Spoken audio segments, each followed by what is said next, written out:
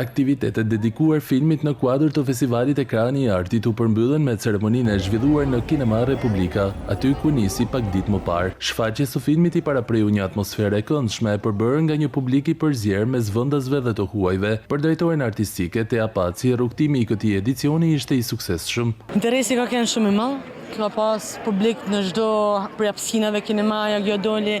Jine edhe mundu me shku në qytetit afër. Veç filmave të shfaqur, festivali shërbeu edhe si urlidhse mes artistëve dhe qytetarëve duke sjellë një frymë pozitive. Njerëzit kur mlidhen normal që kanë kuriozitetin me zbuluar një tjetër, me zbulu vendin.